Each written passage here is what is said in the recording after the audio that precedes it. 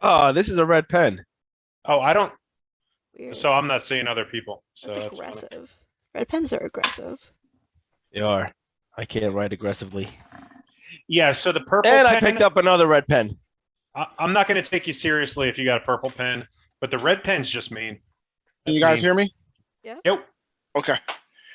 Oh man, what are we talking? Oh, I gotta open up my. Yo, notes. I love him. You'll figure it out as we go along. Listen, Okay. we don't even know what we're talking about, so you'll be fine. Cool.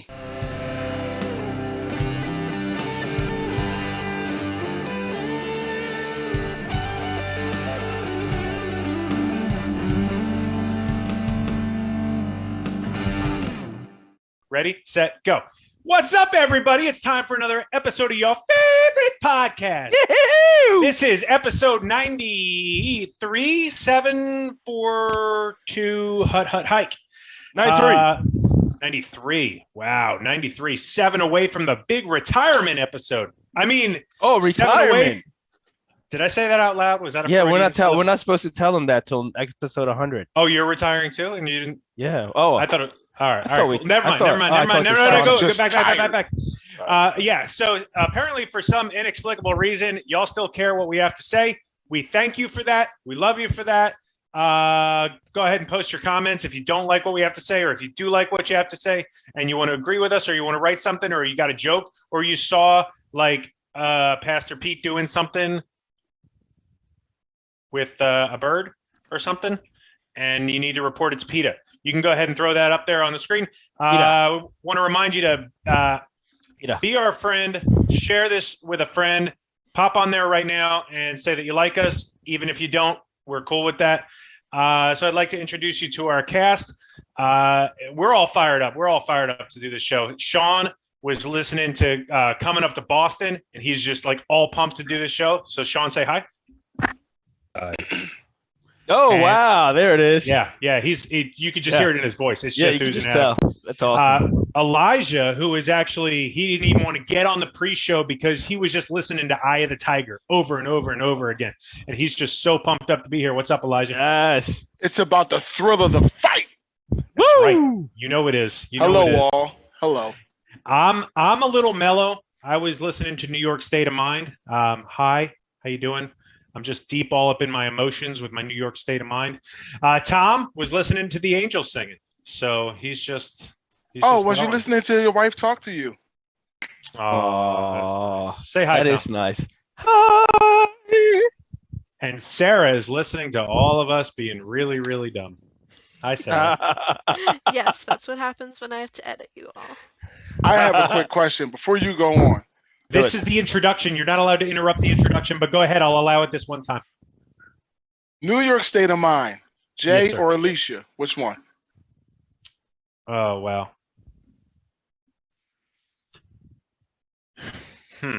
So right now we're talking about some differences between cultures.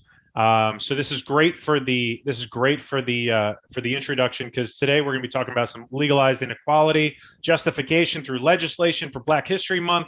And what you got to understand is we're all diverse on this show, right?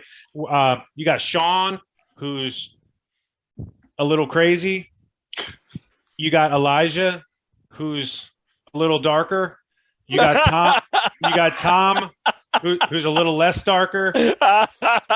And you got me, who's like if coffee was just milk. And so when I say New York State of Mind, I mean Billy Joel. Oh, not Jay-Z and Alicia Keys one. No. I'm talking about Billy. You're right. We each went to different corners. But that's what this whole show is about, is just about being comfortable, being uncomfortable, and being comfortable learning new things. So thank you so much for that, which was a great way to introduce the topic. So that being said, who's going to win the Super Bowl? Ooh.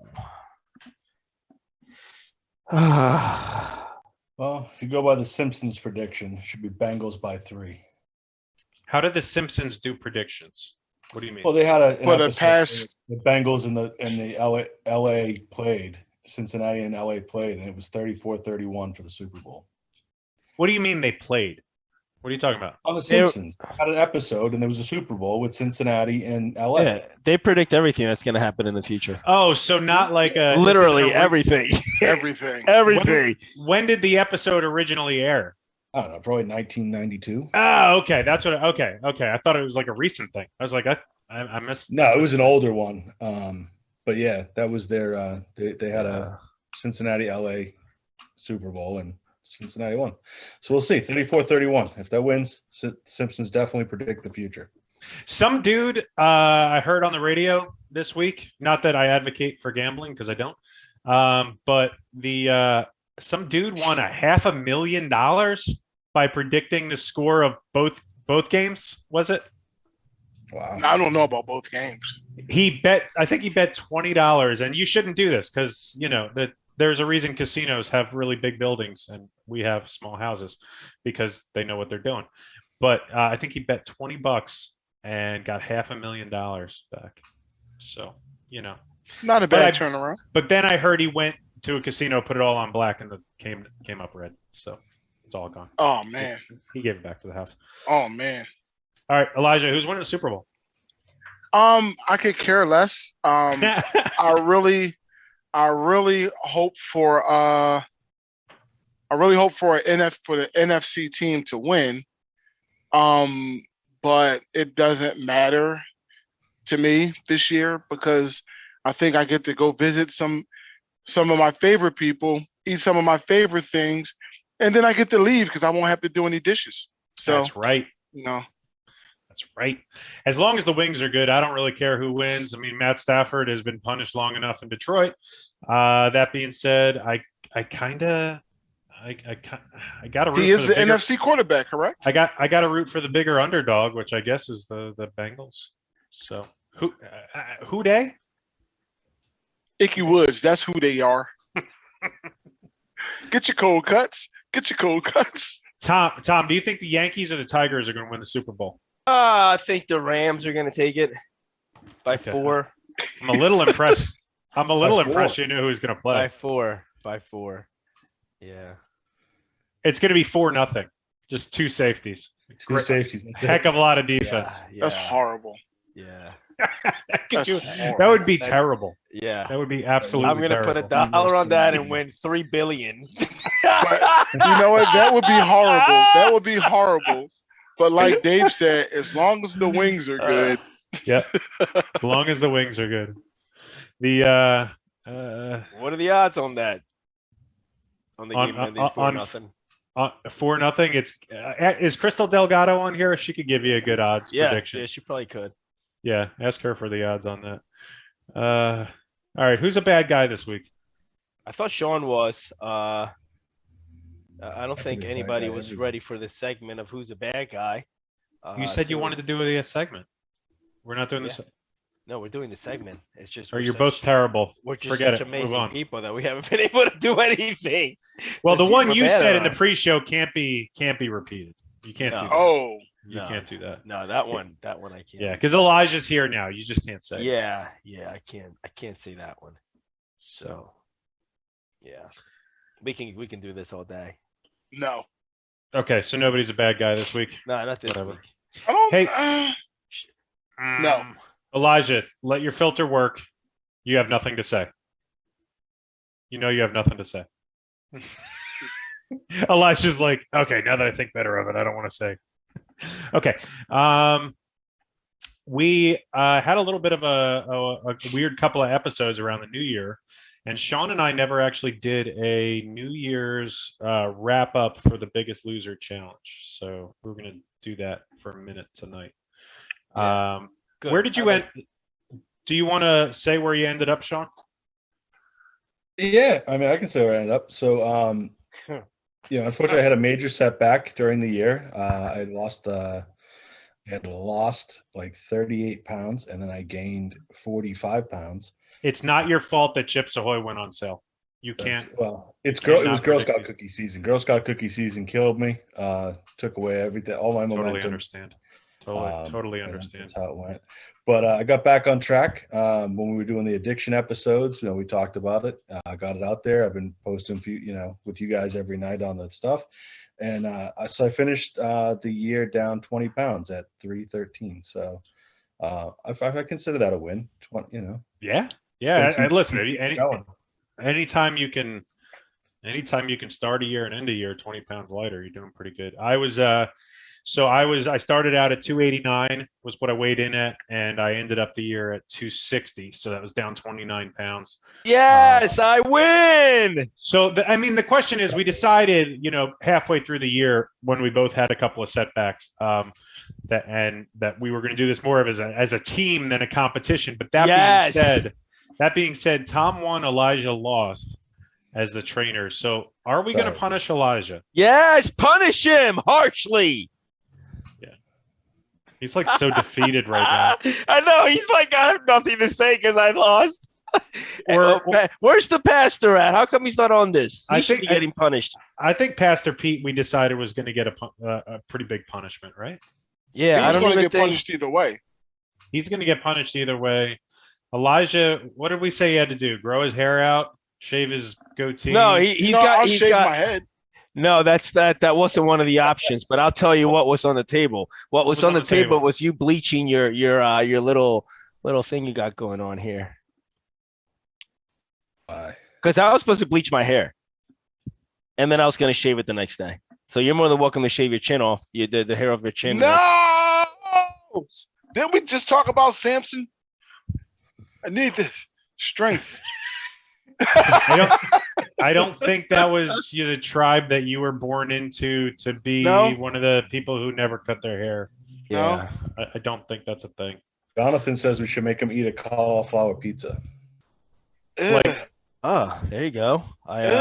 He might like that though. Yeah, that sounds like too easy a punishment. Yeah, that sounds like too easy. I thought Jonathan was my brother. Yeah, that's why he went easy on you. We're blocking some viewers next week. No, we're not, silly. All right. Well, I guess since you guys won, you guys have to pick the punishment. I guess that's how we're gonna. All right, we'll get together on that. We got to think of something, make a fun video about it because I think Elijah could have done a better job with the Girl Scout cookies, stopping them from putting your address on the block, do not contact this person. Well, unfortunately, I sell them for Teresa. Teresa sells them. So See? I have 9 cases at the house at all times. It's very difficult to stay away from them. So he basically was sleeping with the enemy. The enemy was in the house. Yeah. The cookies were in the house. There was no avoiding them. If I had 9 boxes of Girl Scout cookies in my cabinet at all times. No, not boxes, cases. 12 boxes to a case. 108 boxes at a time. I don't know. Who can battle that? Yeah. The willpower is only so much. I don't think Yoda could deal with that kind of stress. Yeah. Teresa would have wheeled all those boxes in, and Yoda was problem we have. Hey, Ralph, what's going on here, bud? Yeah, I think. And Ralph, let's be honest. Ralph Ritter kicked the crap out of both of us, Dave. He really did. Yep. So that's awesome. That means you two lose. No, that's not what that means. That's not what that means. That means you lose. You let the guy have 9 cases of Girl Scout cookies in his house. That's because he was trying to make his daughter happy. Yeah. Let's face it. The story's a little more phenomenal than it really is because Shawn got off to a really good lead on him. Well, I mean, Dave was left for the dust, and then Dave got up, shook himself off, and then ran and took it over. It was a light job. No, he didn't. Yeah. Well, Shawn just sat down, so it didn't take much for Dave to come back. No. What happened was we started and Shawn took off. Right? He took off. And I was like, the first week I was like, I'll catch him. And then he's down like 20 pounds and I'm like, I'm not going to catch him. I'm telling you. And then I got up and I started doing the tortoise thing and, Shawn had a step back and then I don't know. But I recently had a run-in with a box of Girl Scout cookies, so it's like the NBA. Everybody has their runs. Pete's trying to take credit for Ralph's journey. So So it's interesting. So Pete's He's on. trying to keep out of getting punished. That's what he's trying He's to do. just. So I think he had to. What did Pastor Pete have what to do? Pete? Nah, What was the his diet punishment for Pastor Pete during this thing? Does anybody You're remember? like We're gonna have to biased or listen something, back. I think there I'm was a. pretty sure It was. you're biased. I think it was bleach. It was bleached highlights or something, right? I think either that or shave his head. He said he had to talk to Leanne about it. He never got back to us. Wasn't it something like that? Listen. It was something. I think. Oh, now he's glad that he commented. So Yeah. So we know Ralph you're thinks on. that Ralph's comment is that him and Pastor Pete should get to choose the punishment. Yeah, but that's fine as long as Pastor Pete partakes on the punishment. Yeah, Pete. Yeah, you're I'm all right getting with Ralph. Yeah, Pete. I'm okay with Ralph picking the punishment. Yeah. punished. Paster's going down. So here's the thing, though. So, Dave, I think we talked. I think we're both on board with this, right? So we're going to continue this going forward because I don't think either of us are happy with our final numbers. Maybe you No. are. I'm No, I'm not. So if anybody wants to join in with us, we can start a new chat thing. Dave and I are both using MyFitnessPal to track our food and our exercise and stuff, and we share that back and forth to keep each other accountable. And the guys are in on that. So if you guys want to join in on that, we're going to continue this journey. It's no longer a competition, but we're going to do this together, and we're going to get back into shape. And we're going to do what we can. So, guys, if you want to join in, let us know. And I know spring's coming because my mountain bike is calling me. I'm going to try to get into the gym. I was going to start tomorrow, but it really, I mean, who starts a workout regimen on a Wednesday? Yeah, that makes no sense. Don't do it. Yeah. So always wait till on a Monday and make sure it's the first day. I'm going to start on the first. I'm going to start on you Saturday. can't start on a day that ends in Y. That's just not. That's the problem. That's the problem. That's the hard part.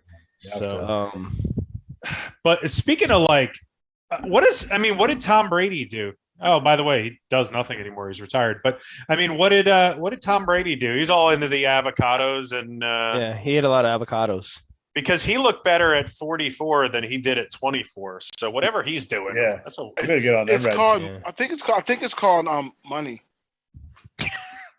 I could do this with some of that.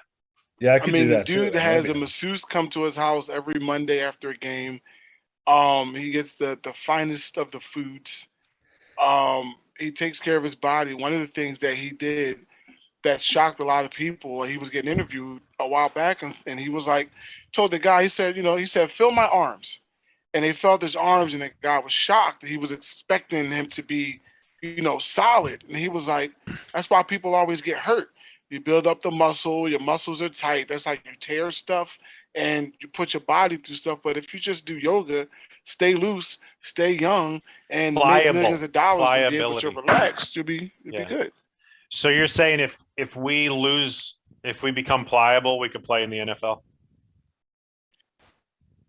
You, Dave? How many hits? Shawn, yes. How many hits do you think? How many hits do you think we could take from a middle linebacker before one? You don't even have to finish your sentence. One. Yeah. How much would they have to pay you to take a good hit from Ray Lewis? From Ray Lewis? Give me a when he was playing. In his prime, Ray Lewis in his prime, you got to give me $250,000. Easy. Okay, ready? At least $250,000. At least, right? And pay my doctor bill. And pay the medical bills. Yeah, you got to pay the medical bills. I mean, I'm assuming you would be fully padded up when he does it, right? Fully padded up, but still, I think pay the medical bills, and then I don't know, what is it? You got to figure out what you would make for those 5 years that you're not going to be able to work. I don't believe you. I'll be stuffing envelopes with a body cast on from the waist down. Yeah. Oh man. So make beats though. Shawn, do you like Tom? Do you like Tom again now that he's retired? I never stopped like Tom Brady. I always liked Tom. Good. I heard he snubbed your team a little bit.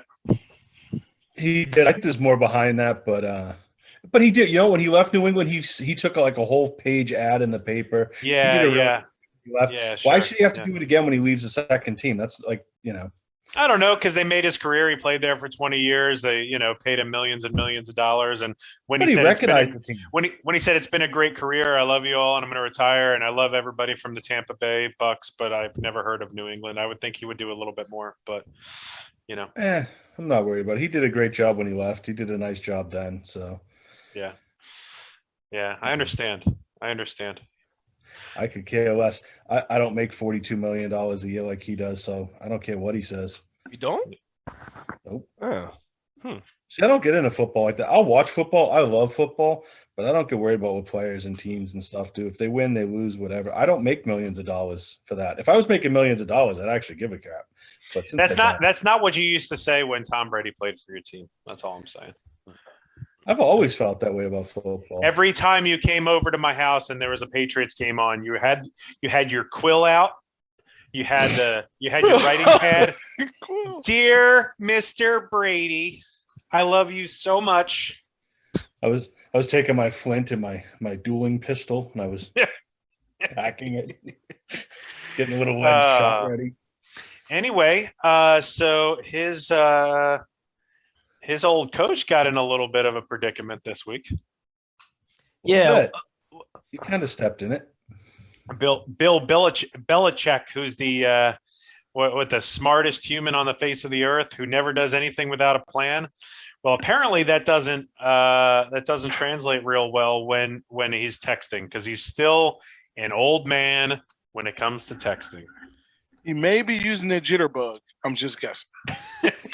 Is that giant phone that they advertise on like daytime TV? He's using a jitterbug. You think it has a screen? Does it have a screen on it? No, it's still the T9 texting. So he's like, for his letters, he's typing numbers 3 times. Oh man, wow. That was T9 text? I totally forgot about that. So you hit the number 3 times or 2 times or whatever. Oh my gosh. How did we ever survive in that world? I don't know how Belichick is going to survive with this oopsie he did. Yeah, so if you haven't heard, actually, that was the inspiration for our topic tonight, was Bill Belichick's little oopsie. So the background story is Brian Flores, who's the African American coach. Is he African American, or is he of like? If we went based off the name. Well, I think he's of like some Spanish descent or something. I believe, if I'm not wrong. But anyway, he's a black coach of the formerly of the Miami Dolphins, and so he ended the season really, really well this year. I mean, it's the Dolphins, so it's a pretty crap team that he's had for the last couple of years, but he surpassed everybody's expectations. He's been winning games, transforming that team into a pretty tough out. But he ended the season with winning 7 of 9 games. It kind of surprised everybody that he got fired the day after the season ended. And, as somebody who listens to sports talk radio all the time, I'm pretty in tune with that stuff. Everybody expected him to get a job like the next day. They figured there'd be teams lined up for him. And instead, he started going on all these interviews and nobody hired him. And, the Miami Dolphins were saying he's a little tough to get along with, and whatever the case may be. But here he gets a text message from Bill Belichick and says, "Congratulations on getting the job." And Brian Flores responds to Bill, "What do you mean?" And Bill says, "Well, I heard you got the Giants gig. Congratulations. I just talked to them and they said they're naming you as the head coach." And he said, "Well, I haven't even interviewed with them. I'm going to interview with them in 2 days." And Bill said, "Don't worry, you got the job." And so Brian Flores gets all excited, and then the rug gets pulled out from under him about half an hour later when he realizes that there's 2 Brians in Bill Belichick's phone book, and the other one is Brian Dable, who had also he's a white coach from Buffalo, who had also interviewed for that job. So he texts back to Bill Belichick. He said, "Which one of us are you talking to? This is Brian Flores, not Brian Dable." And Bill Belichick says, "Sorry, I'm really old. I don't know how to use this thing." And whoopsie.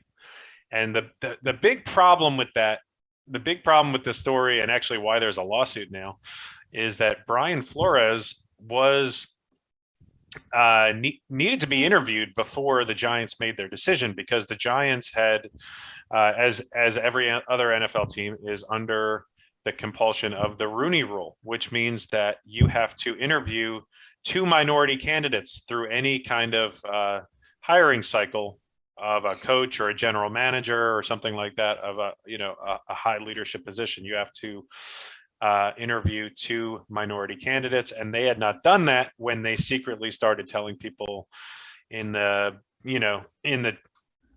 their buddies that they were hiring Brian Dable. So, it got us to talking in our production meetings about all these rules that are made by organizations and by state and federal laws that are trying to legalize equality, right? They're trying to legalize, they're trying to promote equality, and they're trying to do it through the judicial system or from all these organizational rules. And it just seems like all we see time and time again is that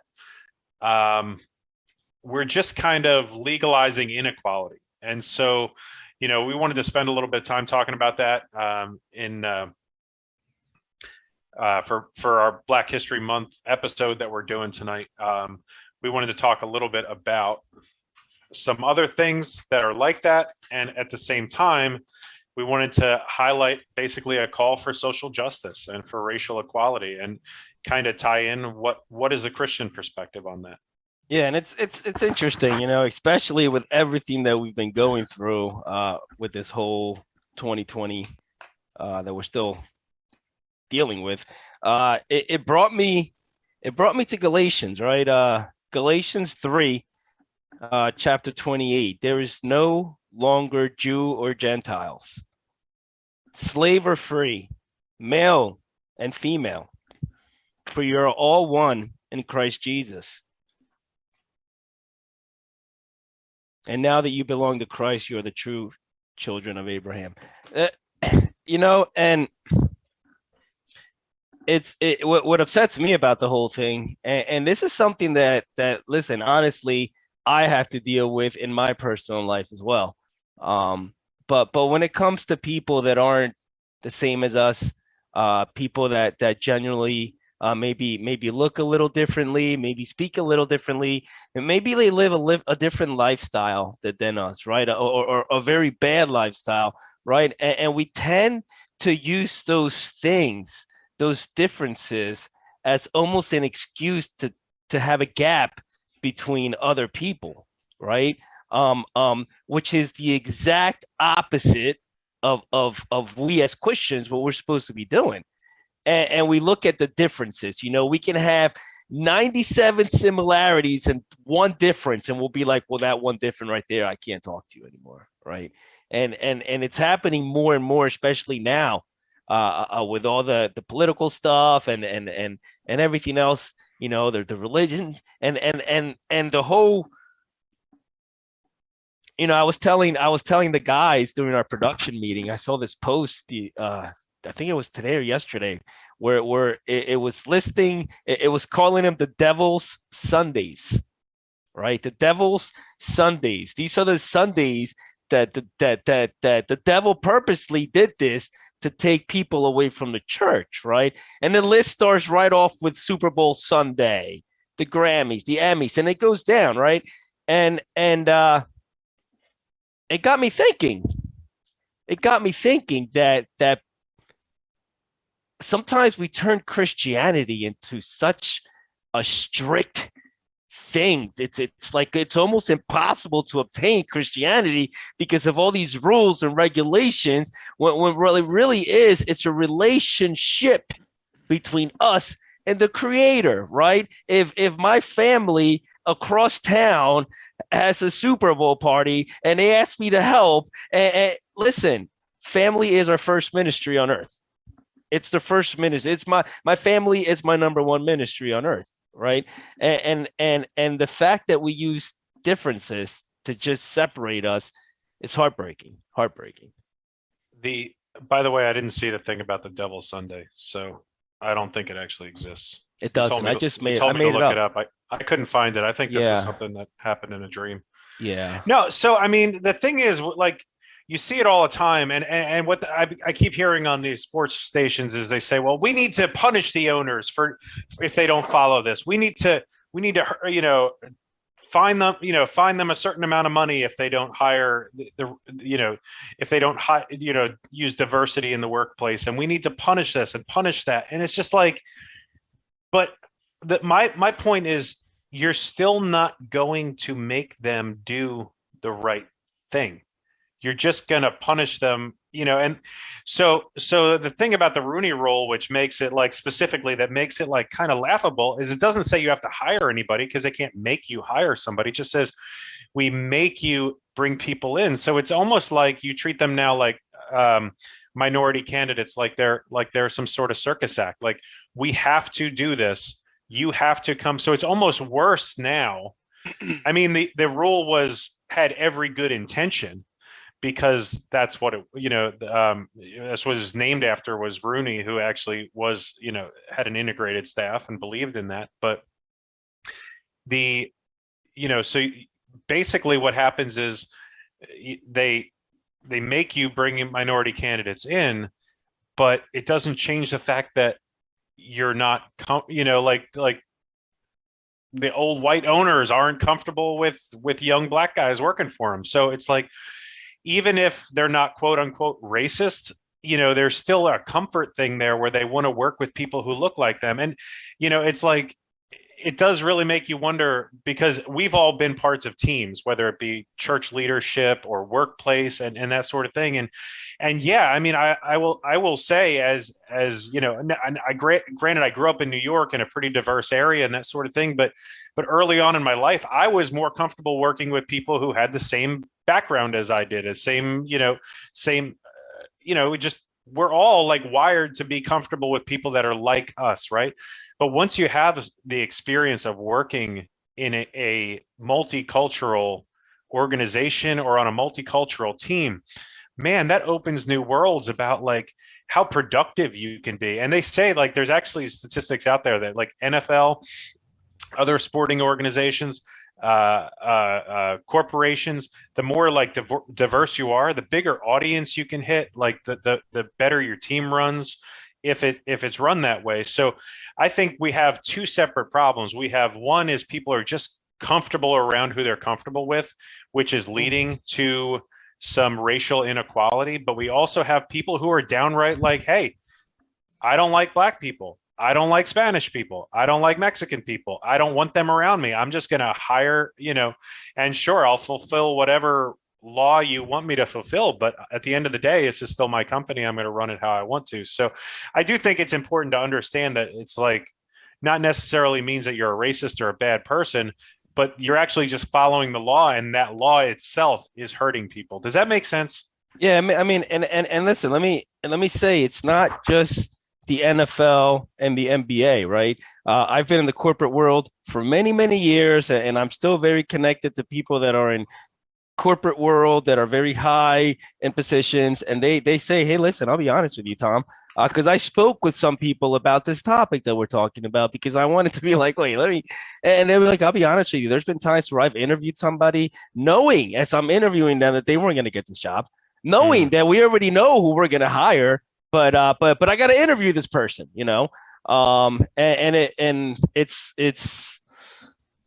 it's crazy. It's crazy because a lot of times the momentum comes from, yo, I got a job interview. Yay. Right. And little do they know is that's no momentum. That's not a spark. It's a sham. Yeah, it's a sham. It's you're just part of the number. Yeah. And when I was telling you guys in the production meeting earlier this week that my previous career was in law enforcement, and I was trying to become a police officer, and I was offered a job in New York. I didn't want to move back there. I was trying to find a position as a police officer around here, and it was. I remember being upset when I was in my early 20s because they had these affirmative action type regulations in place for all these government jobs, right? Where, if you're a white male, you have to score above a 97. But if you're a black male, you only have to score a 90. And I'm like, I remember being upset. And like, if you're a male, you have to do, 40 push-ups. But if you're a woman, you only have to do 22. And I was like, remember being upset in my early 20s about that. Like, why is it that we can't just be judged based on, if I'm the smartest person, if I'm the strongest person, let me get the job, right? And I remember being upset about that. But actually, the system is set up because if everybody who looked like me was a police officer, and there was nobody who looked like Elijah that was a police officer, and there's nobody who looked like Tom that was a police officer, and there's nobody who looked like Sarah who was a police officer, like, we're policing the public who look like all of us, right? I didn't say Shawn because he and I are basically just a long beard apart. But like, we're policing the public. We're trying to enforce laws for the public. So the public looks like all of us. Why should it just be one section? So I have come to understand that it makes a lot of sense to have multicultural workplaces but I guess the ultimate question that I'm trying to set up to is, let's look at this from a Christian perspective about racial equality. And this week we're talking like specifically in the workplace, in organizations. What do you think as far as the Christian perspective would be on these issues? Go ahead. Yeah. There was like you said a whole lot in that time, and it was like double dose. Like I wanted to jump in, but I didn't want to interrupt you. Sorry, I blacked out. I don't know what happened. No, it's okay. But if we I'm not going to take a lot of time, but if we go back to where you started when we were talking about the NFL and how they have things, the sad part about it is, number one, with that Rooney Rule, it's almost like a dog and pony show. Like, hey, we're going to march this minority through the office just so everybody can see, hey, look what we did.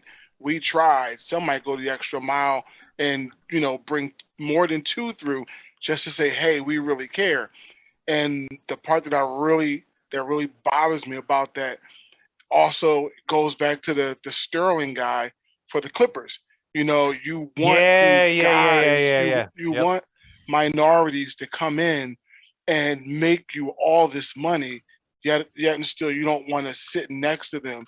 You talk all this, this negativity on other countries, but the Euro player is one of the most sought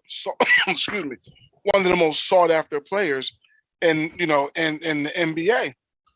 And I find it heartbreaking, to have to want to support your city and whatever team is there, but like underneath the surface, things like this goes on. Yeah. And that's a great point. Cause like the NBA with Sterling, it's, the NBA, the NFL are highly diversified on the field, with a lot of African-American players, specifically in the NFL, but the owners, if your whole corporate staff is like old white men or white men in general and like everybody on the field is black, it almost looks like you're okay watching. I'll say what it is. It almost looks like a plantation effect. Like we're in the big house. We're in the house. We're sitting on the porch watching the work. Now, obviously, the plantations, they weren't making $12 million a year, but still, it's like you are the workers, we are the employers. Right. So. But I mean, do you guys know of any, like, is there any other thing that you guys want to bring up about where you've seen rules like this in effect? At work, and not like even on the simplest level of work. If you've ever had a job, like I've worked in plants and factories, it's crazy because it happens everywhere you go. You have management who say, "Oh, we're for you guys. We're for the families. We want to make sure you're okay." And when you get everybody together for like a Christmas party, if you just sit back and watch, you'll end up seeing the divide. You'll see everybody that works in the office that doesn't get dirty, they'll go to the left. And everybody that gets grungy every day, they'll go to the right. So it's not only a race thing; it's a like a socioeconomic type yes, of I think it all plays into the same effect. I mean, What- a little bit Okay. of that might fall into the for the work thing. I agree with you 100%. But a little bit might fall into you might know these people better than you know these people, right? So we always seem to do what's simpler and just hang out with the people we associate with, and it's interesting. I was talking to Pastor Byron, and he was telling me, and this is during the prayer retreat where we're learning how to listen to God talk to you, right? And he was at a wedding, and and he's sitting there, and it's so easy to look around and place judgment on people. And for example, I mean, right, he looked at this girl and she was sitting there by herself, nobody was talking to her, right? So two things can happen there, right? You can be like, man, she's sitting by herself, I don't know what's going on with her, this, that, wow, right? Or maybe that's God telling you, why don't you get up and go talk to her, because she obviously needs somebody to talk to, so it's interesting with the whole, and it's something me personally too, we all need to get better at it. We all need to just get up from the group that you're sitting with, and just, who's good at doing this, and of course I hate doing this, but I'll do it anyway. So Pastor Pete's really good at this. Like during a community event or breaking bread or whatever, he won't sit with the people that he knows. He'll sit with the people that he doesn't know. And I think that's important, because that's what Jesus Christ did when he got here, right? He went to the sinners, right? And he even he met with the one Pharisee, and right away the Pharisee judged him about, well, he didn't even wash his hands or anything, right? Because we're so easy to judge people. We're in a society where judging is just the easiest thing. Whatever we can attack, we attack. Here's the holiest man ever, right? The guy that's never committed any sin, and you're gonna be like, wow, this guy never didn't even wash his hands, And those are the things that we seem to focus on. The differences, right? Yeah. And I agree with Pete as far as the law is important. I agree with it. Yes. So Pastor B.K. Clark wrote in, he said, I agree with needing the laws too, because people don't often repent when they're confronted. So I agree with that. I think we need to have the laws, but it's almost like an adaptation. I've been kind of thinking about this. It's almost like an adaptation of what Jesus said when he said, I haven't come to abolish the laws, but to fulfill them. Right. So it's like, Amen. I'm not saying we don't need the laws, but the laws will never change what's in somebody's heart and what's in somebody's head. Like, that's where we need the transformation. And to me, I mean, for me, I went from being that person who in my 20s, when I was trying to get a job in the law enforcement field, of being like, why am I getting beat out by somebody who's not as smart as me? Why am I getting beat out by somebody who's not as strong as me? And to now, as a business owner, the last time I hired people, or I was looking for a mechanic, I so desperately was trying to find a black guy to be a mechanic. I'm just going to say it, because in my field, there's a lot of white dudes in my field, and I work with a lot of roughnecks. I work with a lot of guys who run landscaping businesses and tree services and stuff like that. There's a lot of racists in my field. I'm just going to say that. I've had people show up at my shop saying the most despicable things. People who just think because they're around other white people, in a grimy, dirty, greasy field, like that they can just. I so desperately wanted to have a black dude working in the shop as my main, my head mechanic, because I wanted people to show up and realize this wasn't the place where they can spew their nonsense. Like, this wasn't a place where it was, normal, country type, roughneck atmosphere. So, at this point, and the thing you said about Pastor Pete, like sitting next to people, I don't think he's ever said this to me, but I guarantee you that does not come natural to him. I guarantee you that was learned behavior that Pastor Pete developed by understanding. And it's also, the Pavlovian, reward thing, right? Because Pastor Pete loves being around people. he loves meeting new people, understanding different cultures, right? And when you meet people that don't look like you, that don't act like you, have different backgrounds, you get blown away by their culture. You get blown away by their stories, by their food, by their clothing, all these things that now is part of your world because you're willing to accept other cultures. So I don't think we need and I don't think we need a reformation of laws. And maybe we probably do need more legislation. We probably do need more laws of, like, helping out minorities. But what we need is like a transformation of our hearts and minds to realize that multiculturalism is good as far as bringing people onto a team and treating them as equals, because that, like you said, is exactly what Jesus did. He went to the worst sinners, to the Jews, to the Greeks, to the Gentiles, and just he brought people. He brought himself, who is the Son of God, down to the level of what doesn't matter what your skin color is, doesn't matter what your culture is. I want to reach you at a personal level, and I can't do that if I'm pretending or if I'm acting like I'm better than you. So Yeah, many experiences. Go ahead, Shawn. Go ahead, Elijah. You got No, it. Shawn, go ahead. No, go Yeah, ahead, go Elijah. ahead, Shawn. I talked. No, go ahead, Elijah. No, go ahead. Go Go ahead. Go ahead. I was I just got like one. this, like even before I was really in my Christian life, there's so many experiences. I don't want to say any names, but we do have someone who watches the show. When we first met,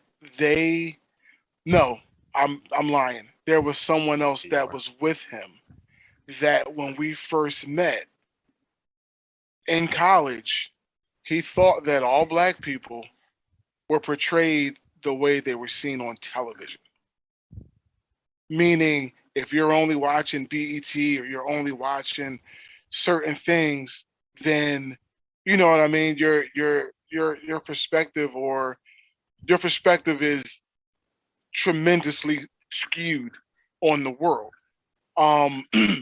But through me being who I am and understanding that we're all different, we all come from different places, then as long as you don't approach me with a disrespectful, type demeanor, then we can figure some things out. And to this day, that is still one of my closest friends. You know what I mean? So it took him letting down that wall, and it took me being understanding for us to be able to cohabitate and learn each other's cultures. And I've been to his house. He's been down here to mine, in Philly, like country boy in the city and city boy in the country. I'm like, yo, that is a nice trash can. Where'd you buy that from? Oh, my dad made it. What?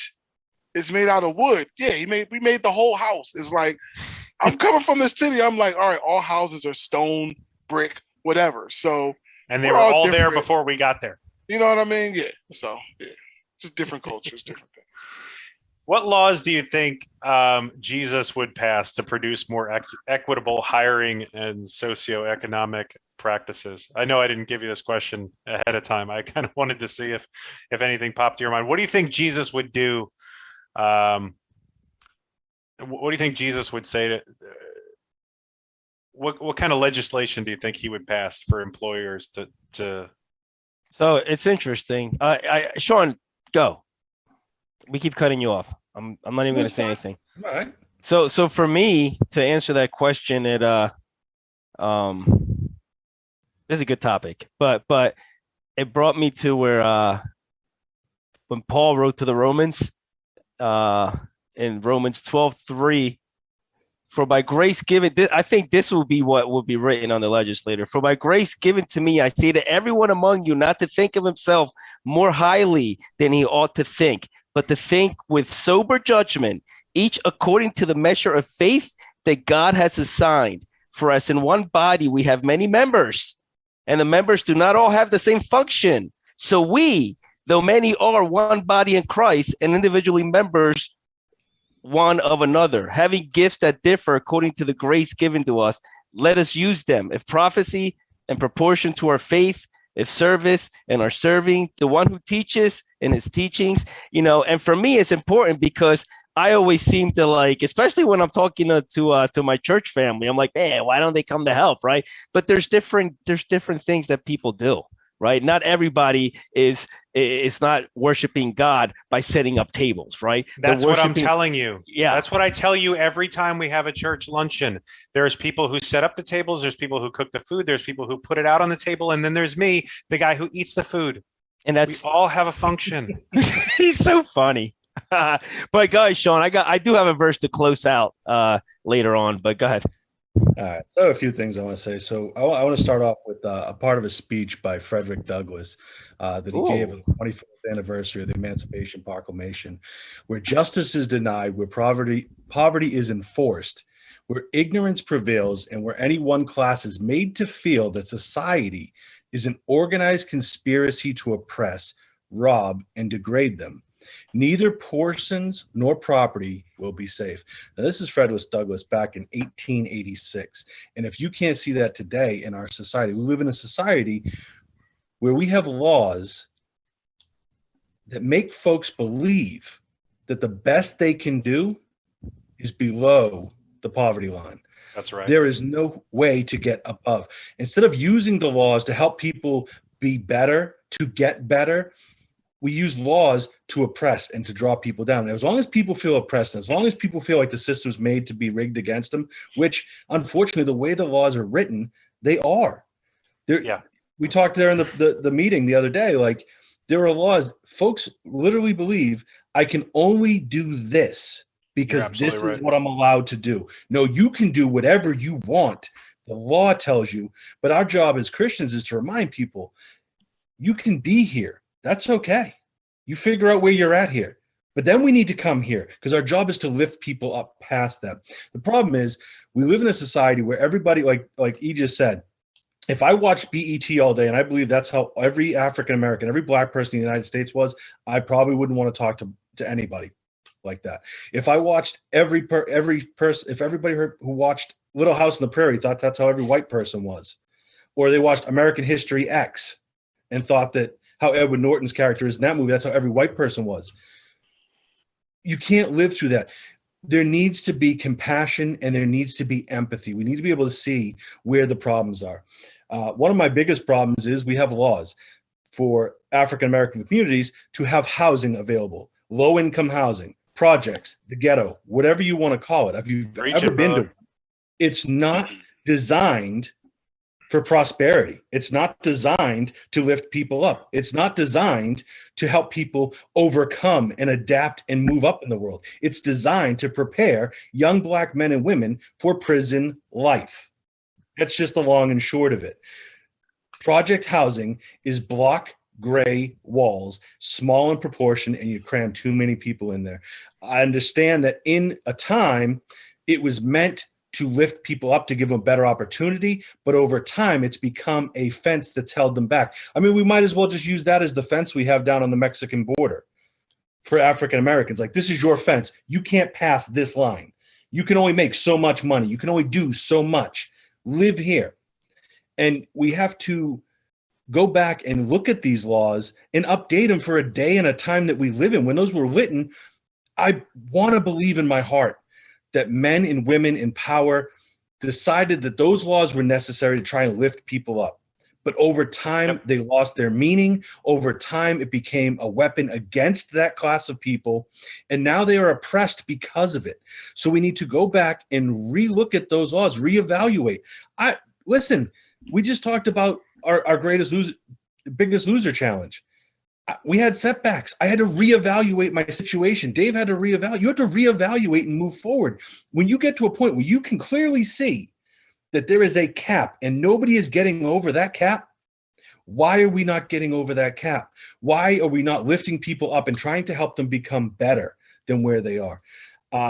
Somebody needs to step up and be better than what we are right now. If Jesus were here right now and he saw some of the laws that we have, I guarantee he would be flipping tables and fashioning a cord into a whip, because we have designed a world where folks can be separated based on economic, class, race, And we aren't to be divided by that. We are one in Christ. We were created. Every single one of us was created in God's image. If you look in the mirror, I don't care if it's Elijah, if it's Dave, if it's Tom, if it's anybody watching right now. When you look in the mirror, you see the face of God. Whether you are black, white, brown, green, purple with pink polka dots, I don't care. You're looking at the face of God. So you are one of his children. So if any one of us feels oppressed, then all of us should jump down in the ditch and feel oppressed with them until we can all be we can all rise above together. I don't, God, I could go on about this all night. I hear you. You know, the the thing about the housing, excuse me, the only thing I can think of whenever I see project housing is it takes me back to thinking of when you're reading your history books and you go over like World War II and the whole Hitler era, because some people don't realize that that's where the word ghetto comes from. When they will put all the Jews in one area, all the Jewish people in one area and force them to stay there. Whenever I would drive past a project housing development, on the highway, I just look and it just looks so like you said, it looks like a barrel that you will never be able to get out of, because when you're in a situation like that, that is when the crabs in the barrel mentality really shines. Everybody that's trying to get out, there's somebody there to pull you back. And that is all the time. And that is what, that's just not even that. That's just as a nation. Anybody that tries to get ahead in life, whether they want to be a minister, whether they want to be a rabbi, there's always somebody waiting in the wings to try and pull you back from being what you know in your heart you need to become. And that one person, that's nothing but the devil. And if you are filled with the Spirit and you're filled with Christ and you're filled with God, that devil will not provide that. He will not prevail. He will not prevail, because like you say, no weapon formed against me shall prosper. That is the devil. You are a weapon because you are a child of God. Shine the way you're supposed to shine. Elijah, when are you enrolling into NBC? Why? We can't all be preachers. You brought it. I'm sorry. You brought it. Right. You brought it. I love it. Yeah.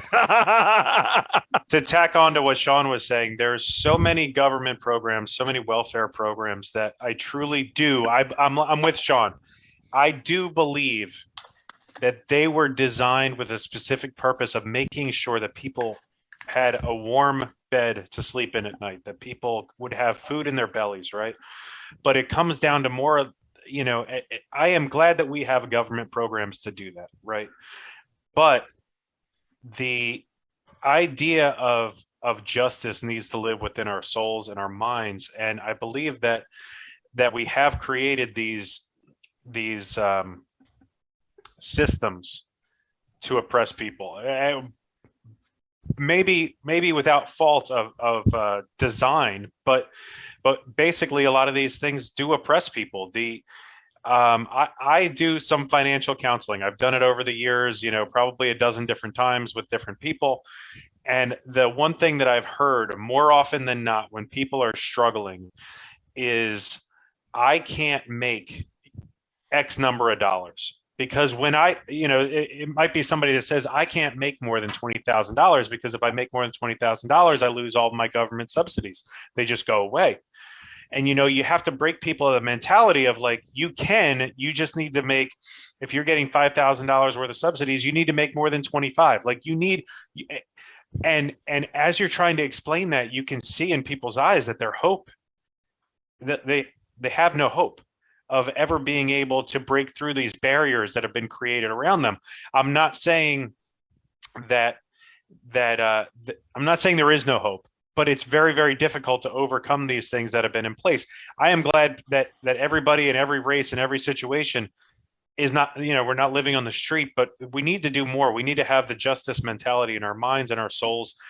And I will say one of the things that's changed in my mind over the last, decade is that I'm a self-made business person. Okay. I don't work for anybody. I don't have an employer, right?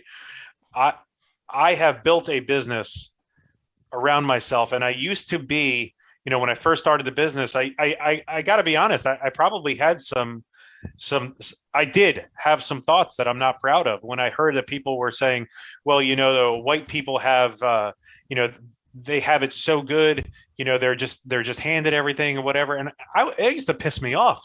I'd be like, what are you talking about? I go to work 16 hours a day. Sometimes I work 3 days in a row. What are you talking about that I have it so good that I've been handed all these things? I haven't. Like, I built this, President Obama. God built So it. I do have to say that the older I get, and the more quote unquote wisdom that it's kind of laughable, but the more wisdom that I acquire, I do have times where I look back and I say, I've been in business, sustaining a business for about 12 years now.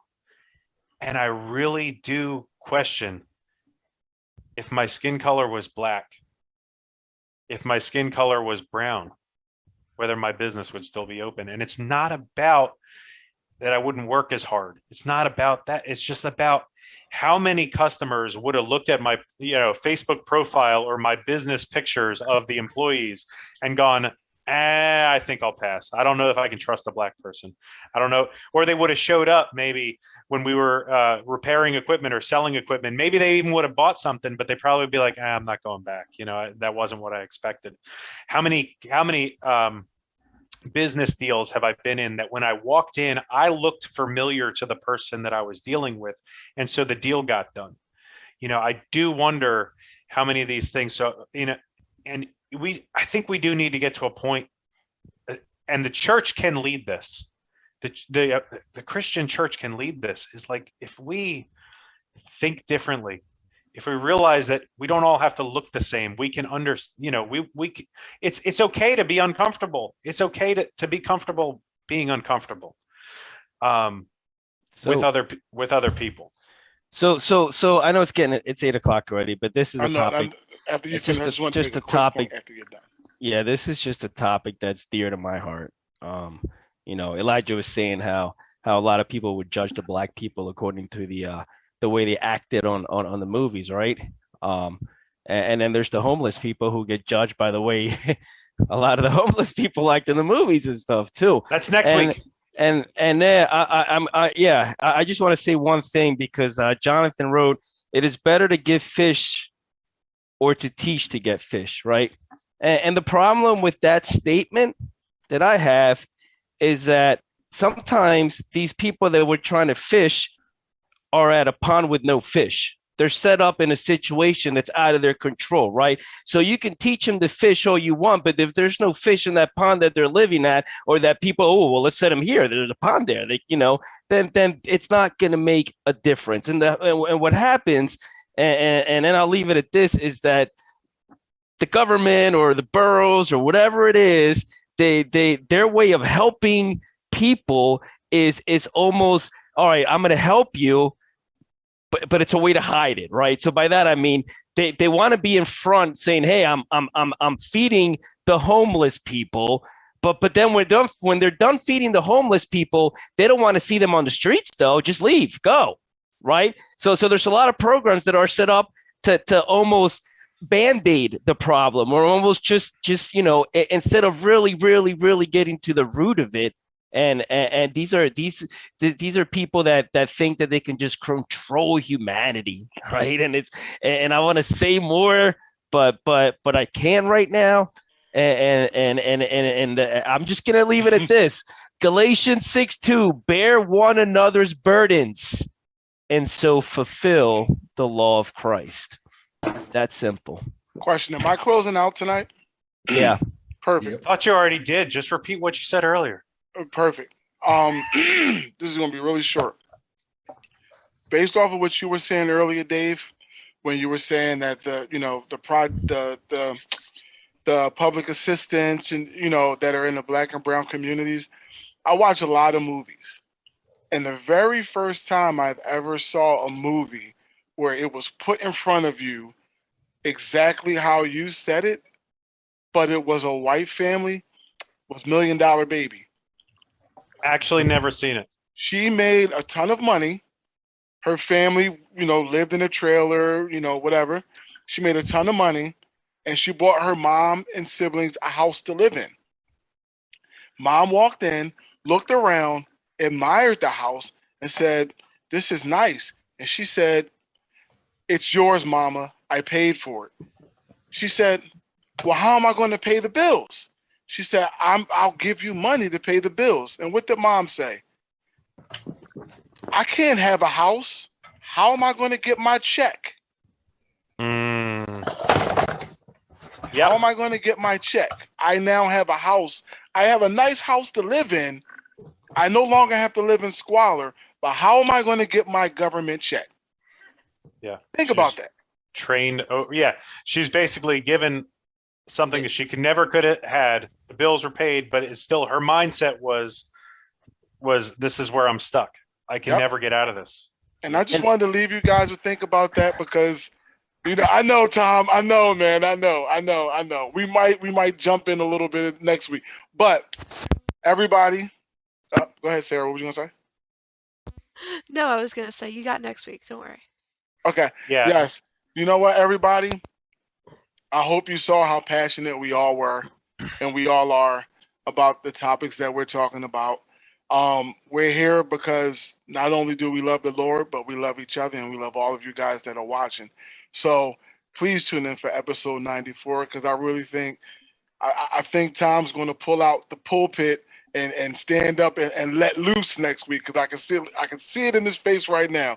So episode 94, do not miss it. Please check us out. I think the title for episode 94 should be the one where Tom might curse.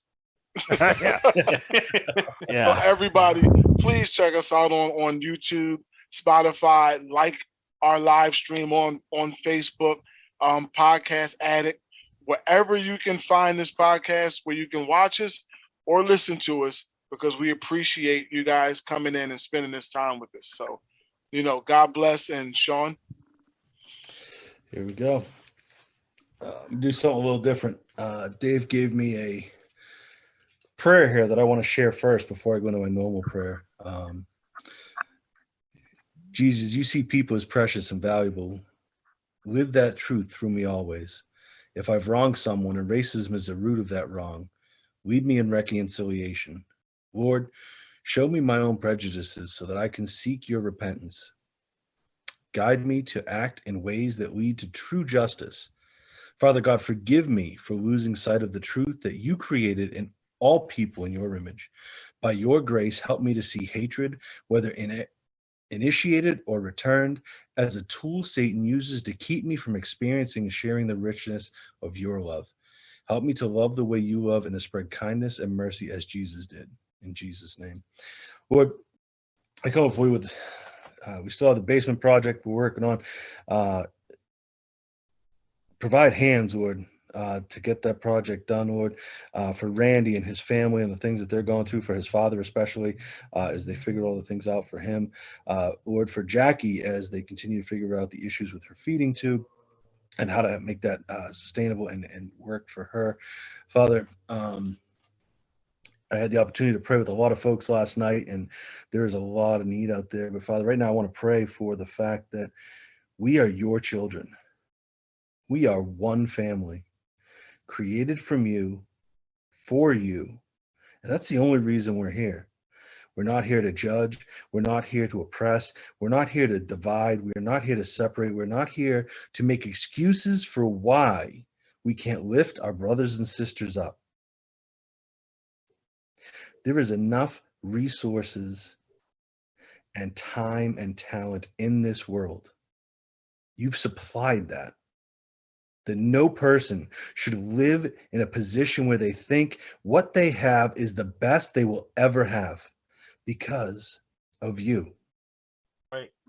You are the best they can ever have. And it's our job as Christians, as followers of your son, Jesus Christ, to show folks that there is a better way. The government is not the way. The laws are not the way. You, Jesus, are the way. open our hearts with empathy, love, and compassion for our fellow brothers and sisters, to know that where they are is not where their story ends, Thank you, Jesus. because the story is infinite in you, Lord. So help us to lift up those who feel oppressed against the system, for those that feel that this is the best that they can do. Lord, help us shine you. Help us shine your love. Help us shine the hope that you are, that is so desperately needed in this world. Because, Father, we can't do this without you. Yes. We can't. And, Father, there are so many that are hurting, and there are so many that wish they could have better for themselves, for their children, for their family. If only there was a way. If only they knew you. So, Father, let us be your hands and feet. Let us join hand in hand with our brothers and sisters Yes, Father God. and build the kingdom here on earth so we can all go home together to you one day, Father. Yes. We ask this in the precious name of Jesus Christ. Amen.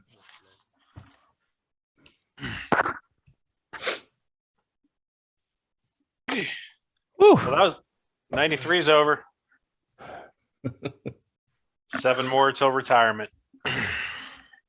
So what's up, Elijah? Is your new contract doesn't require the pre-show? I actually was preoccupied. You got a good agent. You got a good agent, man. Yeah.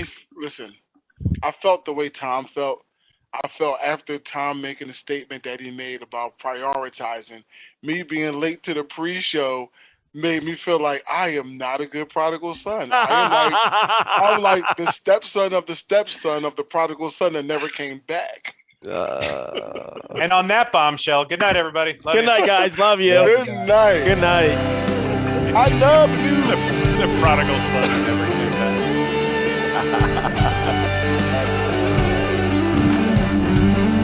Oh my gosh. I had way too much coffee. I didn't have enough.